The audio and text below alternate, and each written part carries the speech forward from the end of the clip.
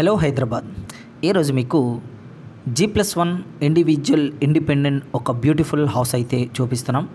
ఈ హౌస్ అనేది మీకు ఎక్కడ లొకేట్ అయింది అండ్ అదేవిధంగా ఈ హౌస్ యొక్క కాస్ట్ ఎంత పడుతుంది అండ్ అదేవిధంగా ఈ హౌస్కి సంబంధించి loan availability and parking availability and facing availability and ఈ హౌస్ అనేది మొత్తం ఎన్ని గజాల్లో కట్టారు, సో ఇవన్నీ కూడా మనకి ప్రాపర్గా మేము ఈ యొక్క వీడియోలో ప్రతిదీ కూడా మేము ఎక్స్ప్లెయిన్ చేయడానికి అయితే ట్రై చేస్తాం. సో వీడియోని చివరి దాకా చూడడానికి ట్రై చేయండి, మీకు అన్ని డీటెయిల్స్ కూడా అర్థమవుతాయి. సో ఫస్ట్ ఆఫ్ ఆల్ ఏంటి అంటే మనకి ఈ యొక్క హౌస్ అనేది మొత్తం ఎన్ని గజాల్లో నిర్మించారు అంటే ఈ హౌస్ వచ్చేసి మనకి 223 గజాల్లో అయితే ఈ యొక్క హౌస్ అనేది నిర్మించడం అయితే జరిగింది. అండ్ అదేవిధంగా ఈ హౌస్ అనేది కట్టి ఎన్ని ఇయర్స్ ఓల్డ్ అంటే ఈ హౌస్ అనేది కట్టి మనకి 7 ఇయర్స్ అయితే కంప్లీట్ అయ్యిందండి. సో 7 ఇయర్స్ కంప్లీట్ అయిపోయి ఇప్పుడు 8th వచ్చిందనమాట.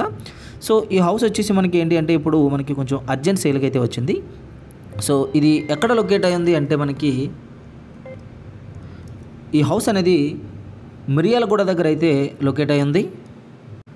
అండ్ అదేవిధంగా ఈ హౌస్ యొక్క కాస్ట్ ఎంత పడుతుంది అంటే మనకి సో దీని కాస్ట్ వచ్చి ఫైనల్గా మనకి 32 లక్షలు అయితే పడుతుందండి. సో దీంట్లో మీరు ఎటువంటి బార్గింగ్ చేయడానికి కానీ లేకపోతే ఎటువంటి బ్యారెల్ ఆడడానికి కానీ లేదు.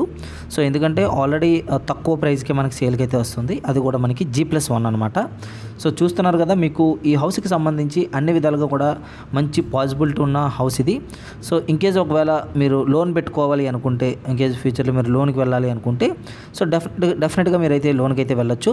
సో ఎందుకంటే డాక్యుమెంట్స్ అనేవి చాలా క్లియర్గా ఉన్నాయి, సో ఎటువంటి ఇష్యూస్ లేవన్నమాట, సో పక్కాగా ఉన్నాయి.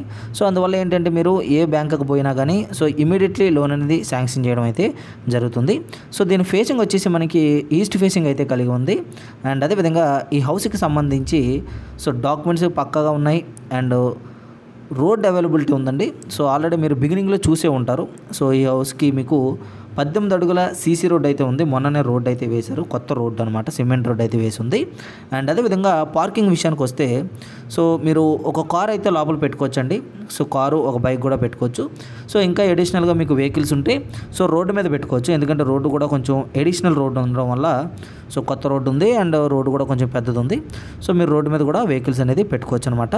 సో మీకు ఫైనల్గా ఓవరాల్గా మనకి ఈ వీడియోలో ఇంతే ఇన్ఫర్మేషన్ ఉందండి.